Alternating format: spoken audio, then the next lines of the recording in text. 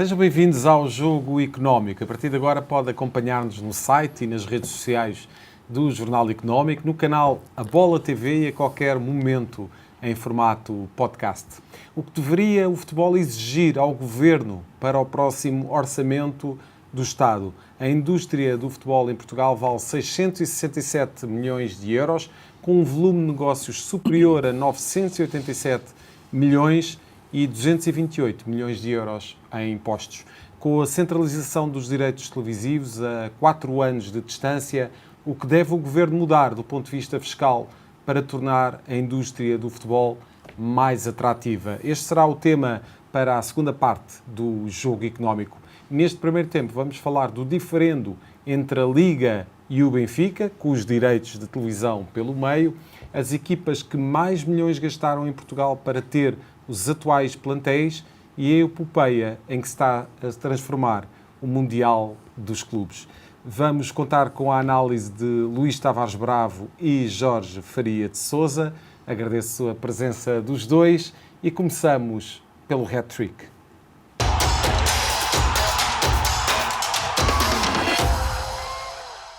Como sempre, trazemos 3 números que marcaram a semana e conto com a ajuda do jornalista Rodolfo Alexandre Reis para nos trazer esses dados. Começamos precisamente com o número 2028 e vamos falar dos direitos televisivos da Liga Portugal. Rodolfo.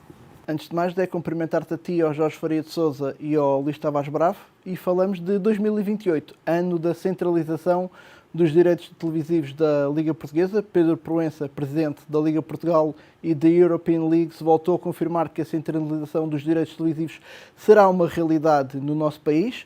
O país constitui, com Chipre, a exceção à regra em termos europeus nesta matéria.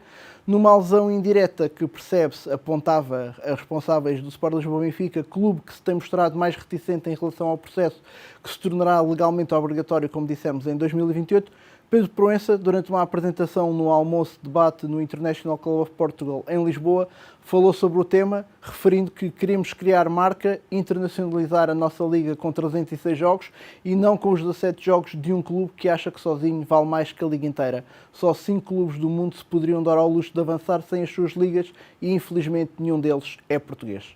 E, de facto, estamos a apenas 4 anos de distância desta centralização, que vai ser absolutamente essencial para o futuro do futebol português. Jorge, muito obrigado pela presença neste Jogo Económico e ao Luís também.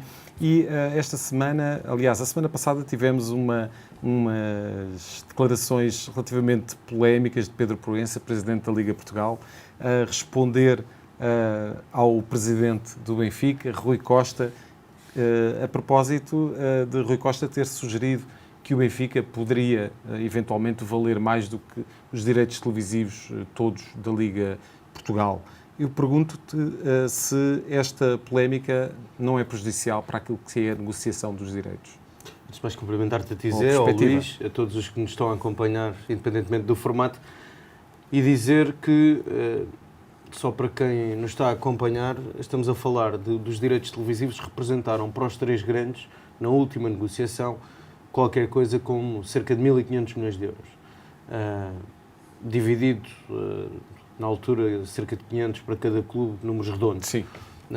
Uma breve estimativa, só para quem nos acompanha ter uma ideia. Ao passo que para os clubes de menor dimensão, estamos a falar, por vezes, de quantias para todo o contrato de 15, eventualmente 20 milhões, em alguns casos. E, portanto, há aqui claramente uma discrepância enorme para aquilo que são os valores por época. Estamos a falar de cerca de 60, 70 milhões para os 3 grandes e depois para os clubes de menor dimensão 3, 4 milhões. Isto diz muito do que é essa discrepância no que às transmissões televisivas diz respeito. Sendo que, no panorama português, temos ainda uma outra diferença, como se sabe, que são os jogos do Sport Lisboa e Benfica, são transmitidos em canal próprio, no seu próprio canal, quando os jogos são disputados no Estádio da Luz. E isso traz provavelmente uma dificuldade acrescida para quem quer a negociação dos direitos televisivos para conseguir a melhor negociação possível. Parece-me evidente, olhando para este cenário de 2028, que os 3 grandes vão ter que assumir perdas. Para haver uma maior equidade, E acho até sintomático, e até se olharmos, por exemplo, para vários intervenientes da Liga Portuguesa que têm vindo a comentar a competitividade, nomeadamente dos clubes de menor dimensão, esta época, parece-me que há cada vez um fosso maior dos plantéis dos clubes que lutam, por exemplo, pela manutenção para os três grandes. Aliás, eu acho que dificilmente os três grandes esta época perderão pontos. E isto diz muito do que é a falta de competitividade. E depois podemos dar como exemplo outra liga, a La Liga. Aqui ao lado, em que este fim de semana o Osasuna venceu 4-2 o Barcelona num jogo absolutamente extraordinário e onde, curiosamente, há centralização dos direitos televisivos. E, portanto, eu acho que deve haver uma profunda reflexão, sendo que na última temporada há aqui dados que devem fazer o Presidente da Liga de Clubes. Veremos por quanto tempo é que será Presidente da Liga de Clubes, mas isso são outros temas que podemos discutir noutros programas, pela frente. Porque, como se sabe, vai haver eleições para a Federação Portuguesa de Futebol. Exatamente. Agora, é bom refletirmos sobre o facto de as transmissões da Liga Portuguesa terminaram em países como a Bélgica, os Países Baixos, o Brasil e noutras geografias e, portanto, acho que há muito caminho para fazer até 2028, pela promoção da Liga Portugal como produto vendável, e acho que isso começa tudo por vários comportamentos dentro e fora das quatro linhas. Agora, acho esta polémica da semana passada absolutamente desnecessária, certo, porque eu acho que os três grandes vão ter que assumir para si, para uma melhoria da competitividade do futebol português, vão ter que assumir que vão ter que perder as perdas para que haja um reforço, se calhar até desse orçamento para clubes mais pequenos. Luís, mas esta polémica era absolutamente desnecessária para quem quer criar consenso e para quem quer criar aqui um clima de unidade em torno de um tema que é absolutamente fulcral para o futuro do futebol em Portugal. Aproveitar também para cumprimentar todos lá em casa e os nossos amigos aqui do painel. Essas polémicas, sim, não sei se foi uma polémica necessária, porque eu julgo que neste momento o que exige é que exista muito, porque é certo, não é? Vai haver centralização de direitos, é letra de lei, e portanto é preferível tentar resolver essas coisas dentro de um fórum reservado do que vir cá para fora com algumas diatribes que não ajudam nada ao futebol português, que também já tem muito hábito disso, em painel, ou seja, já tem programas que nós vemos na televisão, portanto isso não ajuda, mas também vende, também é verdade que vende. Eu penso que seria interessante era que a Liga conseguisse, que isso conseguisse chegar ao debate público, era o que é que está efetivamente dentro do pacote dos direitos de centralização. Que tipo de conteúdos? Falavas a semana passada da questão da digitalização, não, porque, repara, dos conteúdos digitais. Sim, é verdade que... Só para dar um exemplo, porque falei há pouco da La Liga, desculpa interromper-te, Luís. A La Liga fez uma série para a Netflix recentemente, absolutamente extraordinária. E eu acho que esse tipo de conteúdos hoje, e no futebol moderno, vão ser cada vez mais importantes. Vemos clubes, vemos jogadores com esse tipo de conteúdos, e eu acho que é absolutamente determinante, e a própria Liga Portugal poderia também pensar neste tipo de conteúdos. Luís, portanto... Sim, eu pensava um bocadinho mais noutra lógica. Nós temos um conteúdo que é o produto de futebol e temos uma enorme revolução que é esta Web3 e tokenização, ativos digitais, temos uma série de coisas que vão acontecer nos próximos 5 a 10 anos. E nós não sabemos qual é o plano. Portanto, o Sr. Presidente da Liga diz que está focado na globalização do produto da Liga Portugal, mas depois pega, se calhar, com a marca portuguesa mais global, uma das 50 marcas, como é o Benfica, como é o Porto. O Sporting não está nas 50 marcas, mas também é uma marca global. Portanto, não faz muito sentido ir por aí, faz sentido explicar a nossa estratégia para tornarmos o futebol, irmos buscar aquilo que não conseguimos ter no mercado português, é esta. Pode ser um acordo com a Netflix, acho difícil, mas é o que eu acho que falta de discussão em Portugal. Aquilo que normalmente é dado, em termos de exemplo, que me parece e que eu costumo dizer, o Benfica até traçou um bocadinho esse caminho, porque quando lançou a BTV, na realidade o que estava a dizer era, as pessoas eram assim, vocês querem vir ao Estádio da Luz ver um jogo, se forem do Sporting ou do Porto ou de outro clube qualquer, pagam um bilhete. Se querem ver em casa o vosso clube a jogar no Estádio da Luz, também pagam um bilhete. Não avançou, foi para o pay-per-view, era assim que seria, fez a assinatura. Mas eu julgo que, havendo centralização de direitos, isto deixa de ser tema. O que é uma enorme opacidade, há duas coisas. Primeiro, os 4 anos que faltam, para mim é uma perca enorme de tempo, porque está tudo a acontecer a nível global em termos de futebol. Há E quem defenda a depois, antecipação, inclusive. depois, eu acho que se perde mais tempo a discutir estas diatribes, que é um bocadinho sintomáticos do futebol português, e não há debate, nós não sabemos o que é que está a ser discutido ou qual é a estratégia da Liga Portuguesa para poder internacionalizar o futebol português. O que nós vemos e que sabemos e vemos todos os dias é que todos os operadores internacionais largam o futebol português. E, portanto, isso, para quem tem que discutir, mais do que a diferença entre os clubes grandes e pequenos, nós também podemos... a verdade é que, tirando 3 ou 4 clubes fora dos 3 grandes, não há grandes estratégias de implantação de marca no futebol português. Nós também não temos mecanismos de regulação sobre quem são, com que tipo de negócios são feitos nas estruturas acionistas dos outros clubes em Portugal. Portanto, há muita coisa que eu acho que é preciso ser feita em termos de regulação, em termos de estratégia para a indústria dos próximos 4 a 5 anos, antes de pensarmos em fazermos as negociatas entre estes pequenos diatribes que existem entre a Liga e os clubes. Dá-me a sensação que é também um bocadinho o Presidente da Liga a pensar numa lógica mais política e mais eleitoral do que propriamente na indústria. E vamos ter que... Só uma nota, se me Sim, permites. Não me parece fácil haver essa antecipação da contratualização dos direitos centralizados, uma vez que já houve muitos clubes que fizeram antecipação de verbas dos atuais contratos que estão ainda em vigor. Portanto, por essa via me parece muito difícil. Agora, só pegar numa coisa que o Luís estava a dizer, acho que temos que melhorar muito o nosso futebol, porque porventura há muita gente que prefere ver um Brighton com um Bournemouth do que ver qualquer jogo da Liga Portuguesa. E há muita coisa que devia começar pelo tempo útil de jogo, os comportamentos de jogo suplentes, etc., que temos vindo aqui a referir já há algum tempo, e, portanto, há ainda um longo caminho pela frente para tornar cada vez mais a Liga Portugal enquanto o produto vendável. E levar mais gente ao estádio. Vamos ter que acelerar neste hat-trick, mas passamos para o segundo número desta semana, 169,5 milhões de euros, o valor que o Benfica pagou para ter o atual plantel.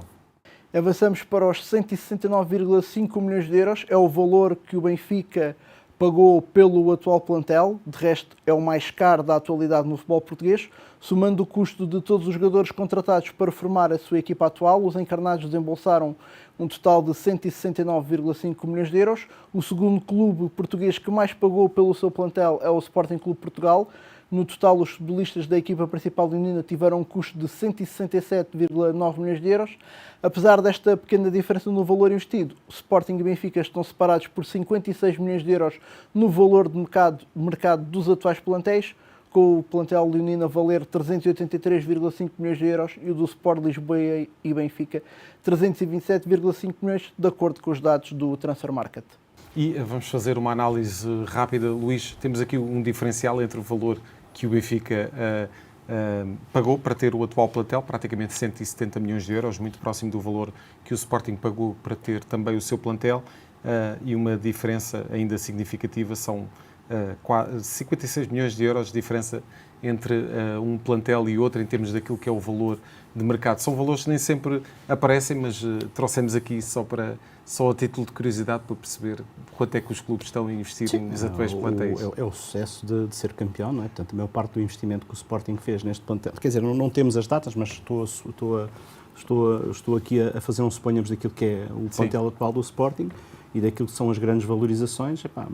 É óbvio que, e eu acho que no último programa falávamos nisso, o Benfica já tinha e o Sporting não tinham plantéis muito dispares em termos de qualidade, mas é óbvio que há 3 ou 4 jogadores que no ano passado foram comprados pelo Sporting, com os jokers à cabeça, e depois em termos de balanço foi obviamente a maior valorização do mercado. É um prémio que tem a ver com o desempenho e tem a ver também com o título que ganhou, isto faz parte do negócio, não é? Se bem que depois no final, se calhar, vamos a ver quando forem as transações, se calhar o Benfica vende melhores jogadores, mas isso tem a ver com Jorge, rapidamente também, sobre isso. Sendo sintético, acho que aqui relevante é a percentagem de acerto por parte do Sporting. O Sporting tem contratado menos, mas efetivamente tem acertado mais vezes do que o Benfica, o que não quer dizer que o Benfica depois não consiga rentabilizar ativos até por jogadores que praticamente não jogam, como é o caso do Morato ou do Marcos Leonardo, que saíram no último mercado.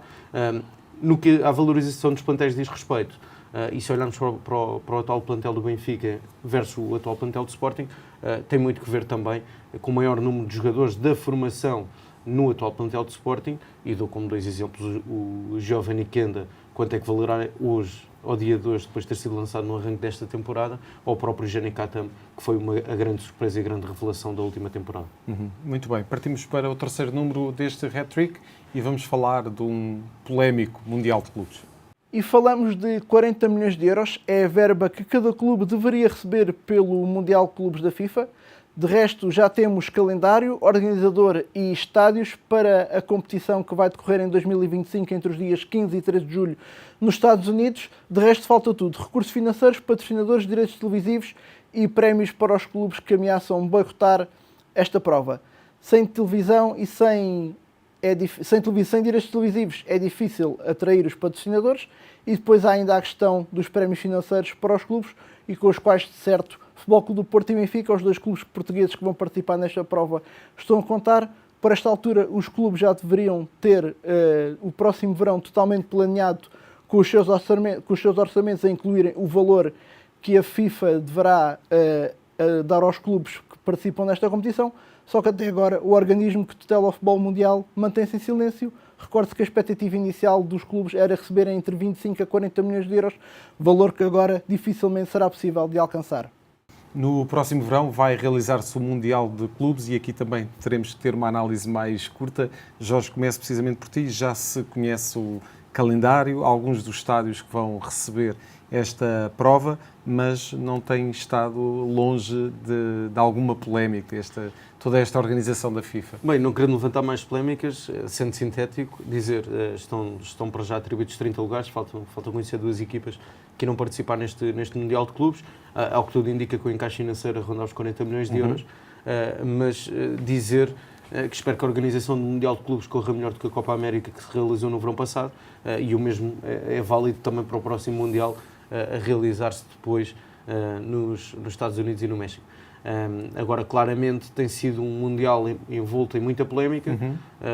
Veremos, e isto pega um bocadinho com um tema que trouxemos aqui também semana passada, o número de jogos dos jogadores. Certo. Vai ser disputado no final de uma época, depois de haver, antes desse Mundial de Clubes, já havia uma interrupção para jogos da seleção, nomeadamente Liga das Nações, se a memória não me falha, e, portanto, para casos de jogadores como Bernardo Silva, Bruno Fernandes, etc., que vão estar no Mundial de Clubes e que tendencialmente estarão na seleção nacional, depois de uma época tão longa no contexto de futebol inglês e de competições europeias, parece-me que vai ser uma enorme sobrecarga de jogos, e há alguma curiosidade para perceber como é que os treinadores dos clubes e os selecionadores nacionais vão gerir esses jogadores que vão participar nesse Mundial de Clubes, para já envolto em polémicas até da eventual existência ou não do próprio Mundial de Clubes. Vamos continuar a acompanhar. Luís, de facto a FIFA está aqui a emendar um bocadinho a mão em relação àquilo que deve fazer com os clubes.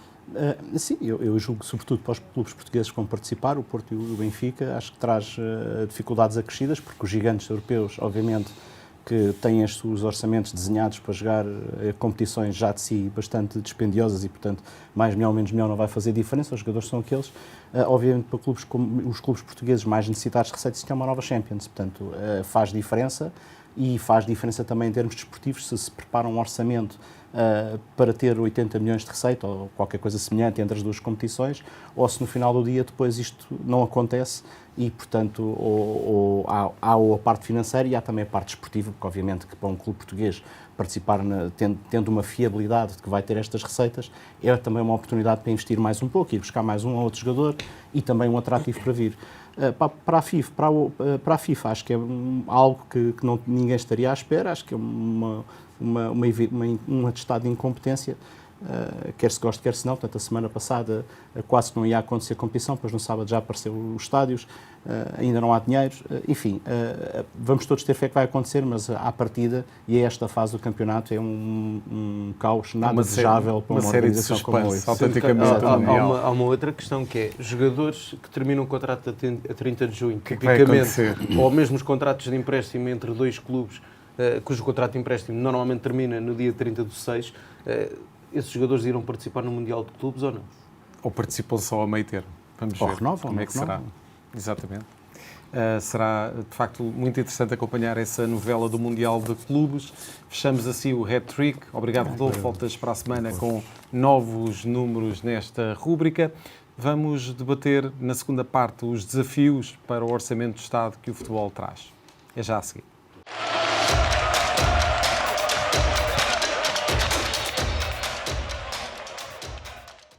Estamos de volta para a segunda parte deste jogo económico e, em vésperas da entrega do Orçamento do Estado no Parlamento, vamos perceber o que é que o futebol deve exigir para si no próximo documento orçamental que vai ser apresentado por este Governo, à partida no dia 10 de outubro. Temos aqui um futebol em Portugal com um peso de 667 milhões de euros, 0,3% do PIB, com cada vez mais impostos pagos todos os anos, um volume de negócios que também cresce a cada época e começo precisamente por falar com o Luís relativamente a este desafio que o futebol tem aqui. Isto é quase uma reunião de consultação social especializada em Bom, não sei em qual futebol. é a parte que eu ficaria aqui a apresentar. Exatamente, mas podemos simular essa reunião para tentar perceber o que é que o futebol pode exigir para si. Temos aqui anos desafiantes, já falámos da primeira parte, anos desafiantes para o futebol português, em que o futebol, de facto, tem aqui desafios muito, muito importantes para se tornar mais competitivo, para tentar ultrapassar outras ligas daquilo que é o ranking da UEFA e que já sabemos que é absolutamente decisivo para conquistar lugares na principal prova da UEFA, a Liga dos Campeões.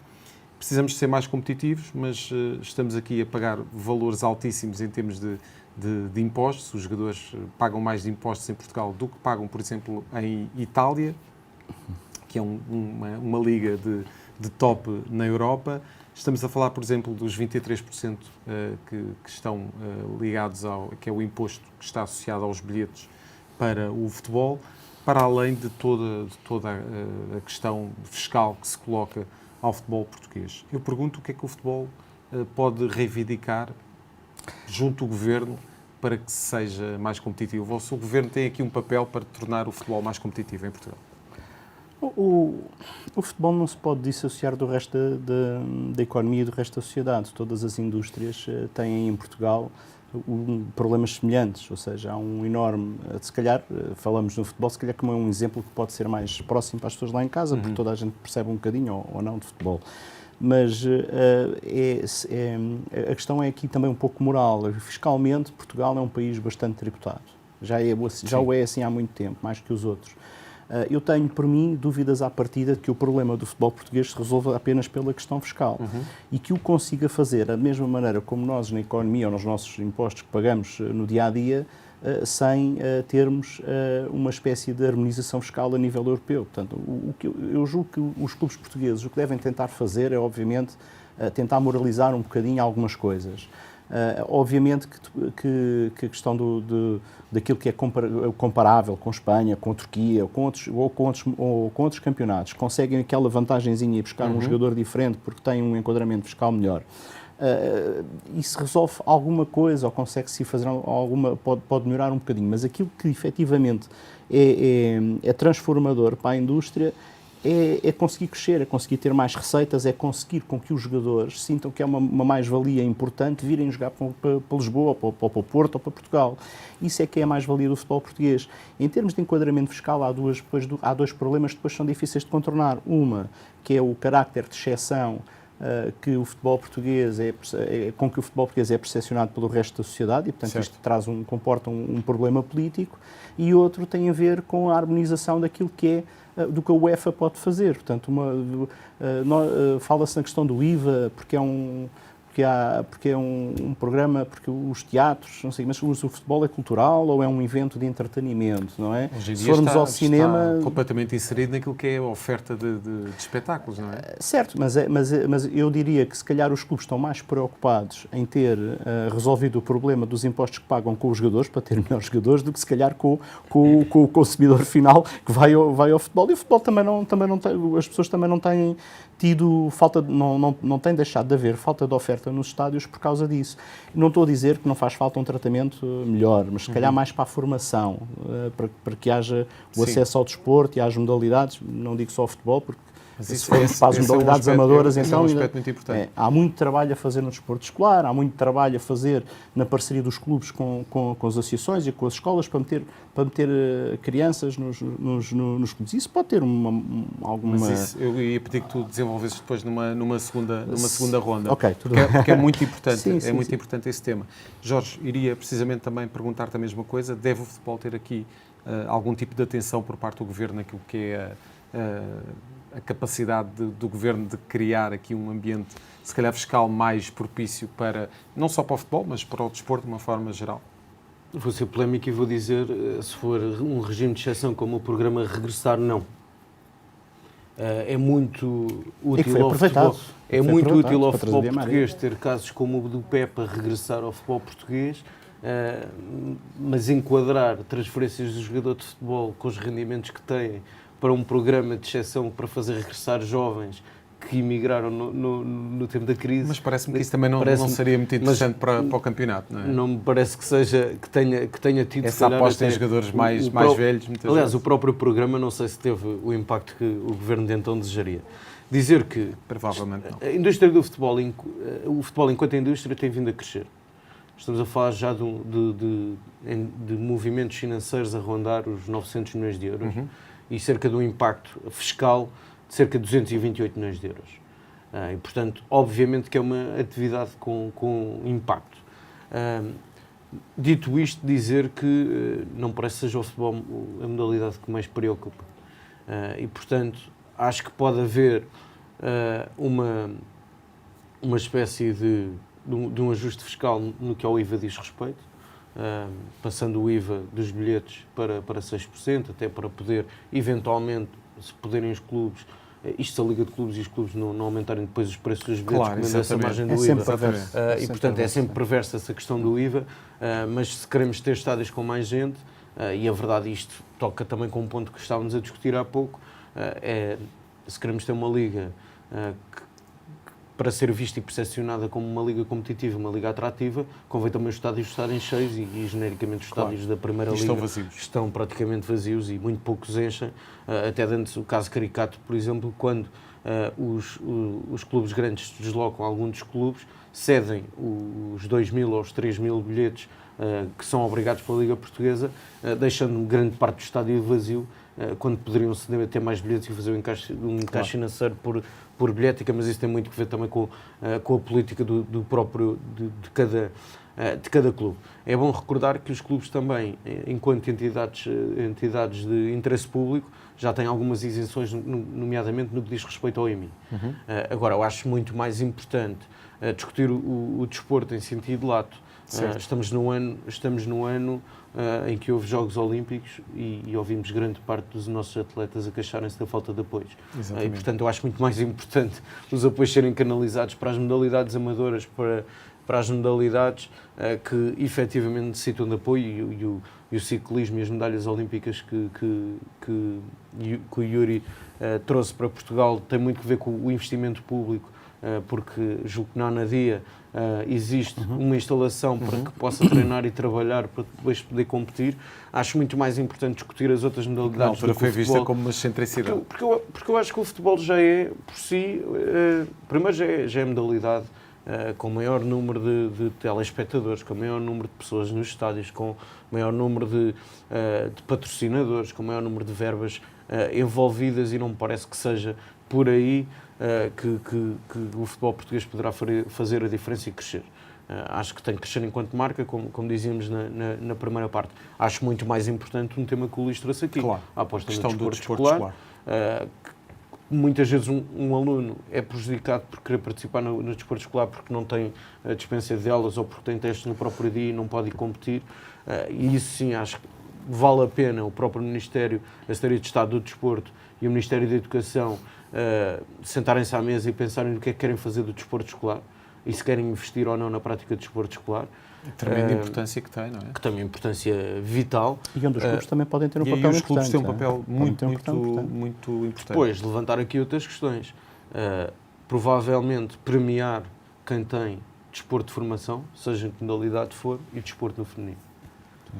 E isso parece-me que é muito mais relevante do que discutirmos aqui uma eventual isenção fiscal para o futebol, quando já é a modalidade com maior número de receitas e que movimenta, como dissemos no início, cerca de 900 milhões de euros em termos de transações.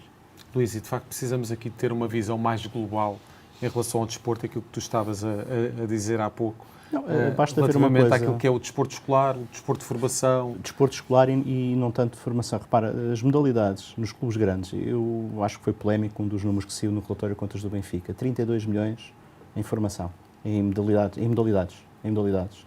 E, os clubes grandes vão chegar a um momento em que estão ensanduichados entre aquilo que são os valores do futebol profissional com que estão a financiar as modalidades. E tirando o futebol feminino, que está a tornar-se um negócio, está a criar negócio, porque o futebol consegue criar negócio, todas as outras não têm tração, não têm essa tração. Portanto, há que repensar um bocadinho isto e se calhar aquilo que o Jorge estava a dizer eu concordo, porque acho que nós não temos os clubes deviam assumir um papel junto das escolas, de ser um apoio.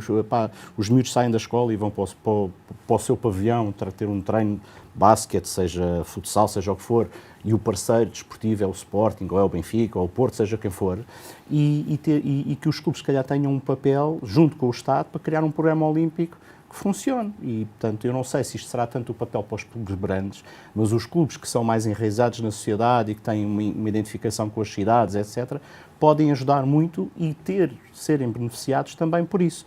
Eu julgo que é melhor para o Estado, se calhar, concentrar-se nesta forma. E eu acho que o futebol tem dinheiro.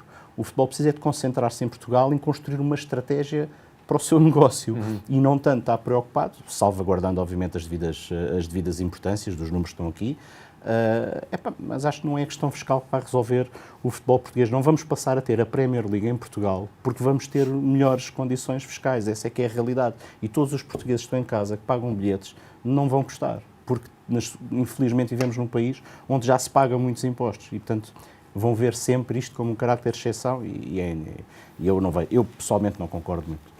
E estamos a 4 minutos do final desta segunda parte do Jogo Económico. Eu pergunto-vos, Jorge, do lado daqueles que são os protagonistas do futebol, ainda há algum trabalho a fazer, sobretudo ao nível do dirigismo, que é para conseguirmos então criar a tal marca que falávamos na primeira parte e que Pedro Proença diz que é tão importante que o futebol português tenha essa chancela para se tornar vendável. Sim, mas apesar de tudo, eu acho que o ambiente bélico que nos habituámos no início deste século e nos anos 90 e nos anos 80, parece-me que nesse aspecto até temos feito, o futebol português está melhor hoje e com melhor ambiente do que noutras alturas. Trazer aqui uma nota, porque o Luís também referiu isso, já há casos, por exemplo, eu julgo que já no Sporting Clube de Portugal, o futsal e o futebol feminino estão dentro da SAD.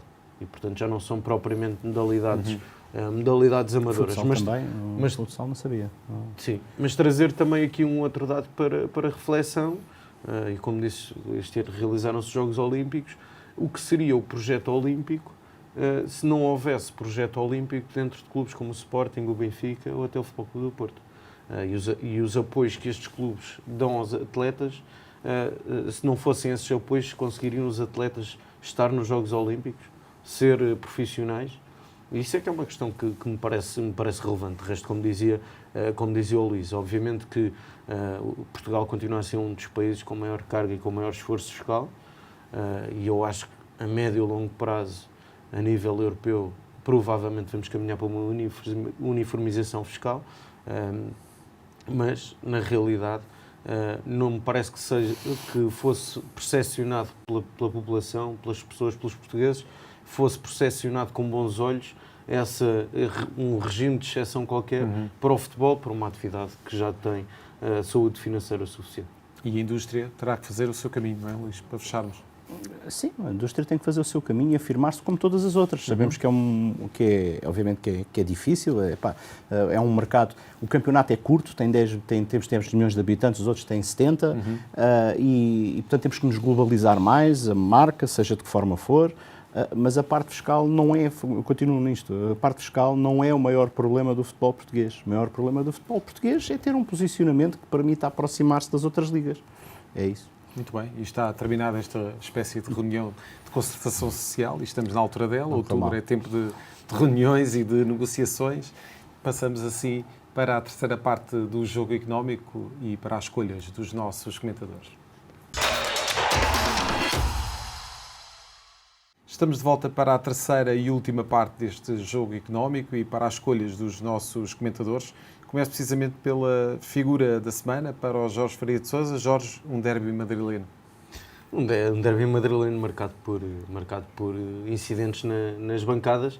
É certo que o jogo não foi de todo um jogo do nível que esperaríamos. Isso pode ter muito a ver com o tipo de futebol que o Atlético de Madrid pratica. Certo. Aliás, numa semana em que o Benfica irá receber, estamos a gravar numa semana em que o Benfica irá receber o Atlético de Madrid para a Liga dos Campeões. E queria trazer aqui, porque aquelas imagens que vimos acabaram por estragar, no fundo. O jogo não foi exibicionalmente extraordinário, mas acho que acaba por estragar um dos grandes jogos do ano na La Liga. E depois parece-me até, primeiro, com Diego Pablo Simeone e o próprio Jiménez, o capitão de equipa, dirigiram-se aos adeptos e à bancada da Curva Sul para acalmar os adeptos e acalmar os ânimos, dizer que Courtois foi atingido por isqueiros e etc. Pelos adeptos, levou o árbitro a interromper a partida cerca de 20 minutos. O que é facto é que depois a equipa de arbitragem deu 8 minutos de tempo de compensação e, portanto, jogou-se sensivelmente até ao minuto 100. O Atlético de Madrid chegou ao empate e depois os jogadores do Atlético de Madrid foram festejar com os mesmos adeptos que levaram à interrupção do jogo. E, portanto, deixar aqui esta figura da semana, porque eu acho que num programa até que falámos da imagem do futebol português e da marca Liga Portugal, acho que a La Liga também deixou muito a desejar este fim de semana. Esqueletos no armário. E vamos passar para a figura do Luís Tavares Bravo para esta semana. Luís, por falar em ambientes quentes, vamos falar de Rui Costa e da Assembleia, da última Assembleia Geral. O Benfica tem melhorado desportivamente, mas nós até tínhamos falado no último episódio que havia aqui uma segunda oportunidade, mas há algo que está a ferver por dentro e tem a ver com a paz romana que tem vivido, com que Rui Costa viveu boa parte ainda do seu mandato. Este ano é ano de eleições e este cartão amarelo que levou na última Assembleia Geral é efetivamente um sinal de aviso de que, se as vitórias não aparecerem, o Rui Costa vai ter mesmo muita dificuldade em ser reeleito nas próximas eleições. Muito bem, e de volta para o futebol internacional, para o número escolhido pelo Jorge Faria de Sousa para esta semana. O número é o 3, vamos falar do United. Adversário do Futebol Clube do Porto na Liga Europa. Dizer que ver este United a jogar e ver o seguro de vida que Erik ten Hag nunca tinha visto um treinador sobreviver a tanto. Estamos a falar em 3 vitórias em 9 jogos, ou em 10 jogos. Isto diz muito do que tem sido o nível exibicional e o rendimento desportivo da equipa. Lamento muito que Manuel Ugarte, Bruno Fernandes, o próprio Diogo Dalot tenham que passar por isto. Agora, acho claramente que o United parece uma espécie de buraco negro, não é? Não sei se nesta semana será o Futebol Clube do Porto a ditar o despedimento de Erik ten Hag, ou será depois o Aston Villa no fim de semana. Vem de uma derrota copiosa frente ao Tottenham e ficou sempre a sensação, o Tottenham começa a ganhar logo ao 3º minuto de jogo, venceu por 3-0, ficou sempre a sensação que, se o Tottenham carregasse mais um bocadinho, fazia mais golos e, portanto, poderia ter atingido ali uma goleada histórica. E aqui claramente é problema de treinador, porque é um clube que tem investido muitíssimo todos os anos. Este ano voltou a contratar de elite, o próprio Manuel Ugarte, Zirkzee para o frente de ataque, tem Rashford, tem Garnacho, tem Antony, que foi também um investimento altíssimo, e, portanto, não me parece que seja por ter um plantel inferior até à concorrência, mas exibicionalmente é miserável. E, portanto, não consigo entender como Erik ten Hag consegue estar tanto tempo no cargo, e parece-me claramente que esta semana ou o Futebol Clube do Porto ou o Aston Villa, caso não vença, podem ser o final do seguro de vida do técnico holandês. E vamos ver quanto tempo é que vai durar esse seguro de vida. Vamos fechar com o número escolhido pelo Luís para esta semana. O número é o 100. Vamos falar de António Silva, Luís. Sim, são os 100 jogos de António Silva, tornou-se o jogador mais jovem do Benfica a fazê-lo neste século. É pela uma nota positiva, porque é um dos valores emergentes do clube e eu acho que também do futebol português. E acho que até fugiu um bocadinho já às péssimas exibições com que teve, ou mais criticadas, que teve nos últimos meses. Mas que é de facto um valor seguro e a quem deseja, acho que pode ter aqui um futuro risonho e finalmente assumir também os seus sonhos. Em jeito de provocação, teve sorte de cumprir os 100 jogos e não ter sido ainda vendido. Deram-lhe tempo para cumprir os 100 jogos. Cumprir mais 100. E vamos ver. E 100 também é o valor da cláusula, não é? Ou é mais baixo? 100. Já agarraste a piada. Podia ser o 100, Pode podia ser também pode o valor da cláusula. Depende de quem o vender, Exatamente. quem for o intermediário. Luís Tavares Bravo, Jorge Faria de Sousa, muito obrigado pela presença neste Jogo Económico. Voltamos para a semana, sempre com os números que contam dentro e fora das 4 linhas.